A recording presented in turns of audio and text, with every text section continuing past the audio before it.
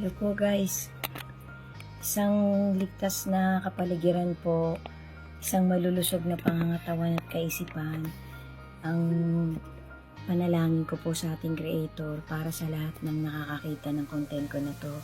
Sana po matry niyo po ulit tapusin to guys.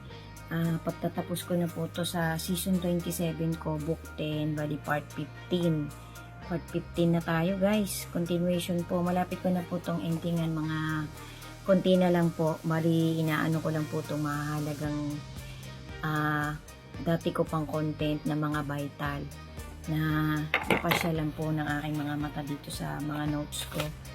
So guys, isang ano lang po ulit, isang paalala lang po ulit na itinawid po ng isang pastor sa kanyang dokumentary. So teka lang po guys, bali ito po muna. Bali sabi po nung isang matuwid na mangangaral, bali part 15 na nga po to guys, book 10, season 27, WWTH. To God be the glory po ulit, God bless us all po, and ingat po tayo palagi. Maging alerto po tayo palagi, maging matibay po tayong nagtitiwala at kumakapit sa faith na pinangahawakan pa natin. Huwag po tayong mapagod na gumawa pa rin at magpatuloy ng mga kabutihang makakayanan ng ating lakas, ng kung anong meron tayo, kung ano pang means ang meron tayo na ipinapahiram sa atin ng magagandang pagkakataon na regalo sa atin ng ating Creator. So guys, isang recap lang po ulit dun sa sinabi ng isang matuwid na mangangaral na mangyayaring harpacho. Isang pangyayaring hindi na po magtatagal. Sabi niya po kung nasa mga 8 to 9 billion po ang populasyon ng buong mundong ito, halos ang matitira po mga 1 to 2% lang daw po. So yung pong mga matitirang yun po yung parang talagang dadanas ng matinding kapighatian. Well anyway, may mga napili po, may mga na-chosen po na nandito talaga sa lupa. So ito po, ilalagay ko po yung mga importanteng verses na pagkakasunod-sunod ng mangyayaring harpacho. Sabi po nung isang matuwid na mangangaral, hindi daw po siya pwedeng magkamali. Yung daw pong sinabi ni Peter tsaka ni James, ni Mateo ng ating Panginoong Hesus 2600 years ago, 2000 plus years ago, hindi daw po din siya pwedeng magkamali kasi napagkamalian din daw po niya na ang mauuna ay tribulation. Hindi po, bali ang pagpapaliwanag niya po, may mga critical moments po na palatandaan ng Great Tribulation, tapos bigla pong mangyayari yung harpacho, yung rapture. So magpaka-alerto po tayo guys. Pagka po nangyayari na, in the process na yung rapture, yung harpacho, magsasara po yung isang era, magbubukas po ang isang bagong era. Doon po mag-uumpisa. Pagkatapos pong ma-rapture ng mga chosen, mabubuhay din po yung mga namatay na, yung mga unang panahon pa. Yun po yung unang pagkabuhay na tinatawag. Tapos yung pong mangyayaring pangalawang pagkabuhay, yun na po yung pagbaba ng ating Lord Jesus. Yun na po yung ultimate na pagbaba niya. Bubuhayin na po yung mga natitirang hindi na rapture. Kasi verdict time na po yun.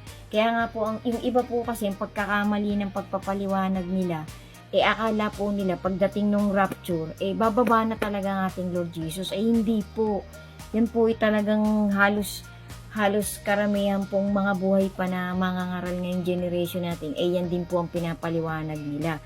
Yung ultimate pong pagbaba ng ating Panginoon, final na po yun. Kasi yung pong 1,000 years, magpapabalik-balik po ang Panginoong Hesus.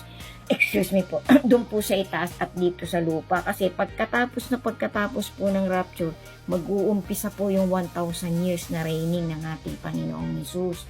Yan po yun. So, andito po yung mga verses, yung pong Matthew 16 verse 28, Revelation 20, 1 Corinthians 15:24 hanggang 28, 1 Corinthians, Psalms 110, Matthew 24. Ang sabi po ng mangangaral na to, pati po ng ating Panginoong Hesus, diyan po sa love letter niya, paiikliin po yung Great Tribulation ng ating Panginoon.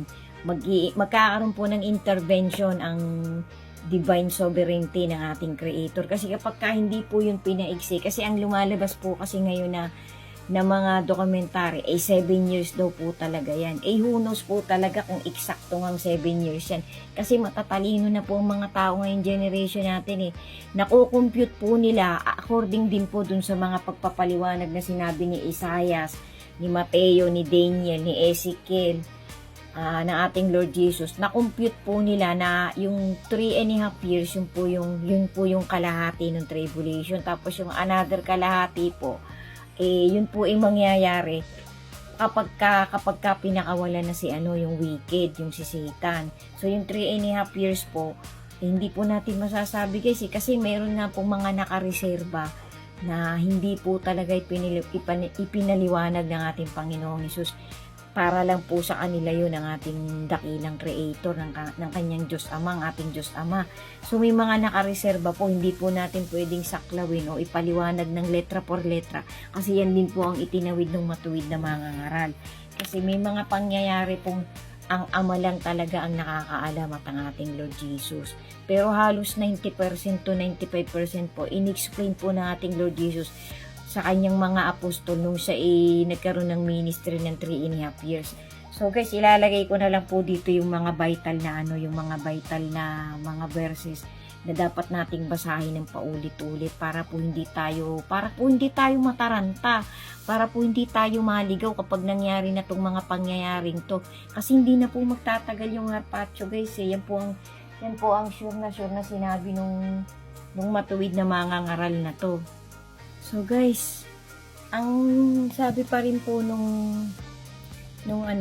guys, kaya ko po nire-recap to kasi di po ba dun sa mga past na part nitong book 10 ko, sinabi ko po na i-recap ko hanggat maidadagdag ko sa bawat part po ng pag-e-ending ko nitong season 27, yung mga details po talaga about po dun sa reigning 1,000 years millennial era ng ating Lord Jesus. Sabi pa po ng pastor na to, ng isang matuwid na pastor na to, yun pong, kung sinasabi po ng mga dokumentaring lumalabas ngayon na 7 years yan, yung pong kalahati nun, pero ito pong isang matuwid na mangangaral, wala po siyang specific na sinabing eksaktong 7 years. Basta sabi niya po, kapag pinakawalan si Satan po ang mag-i-implement ng pinakamatinding part ng Great Tribulation. So, yun po yung paiikliin ng ating Creator.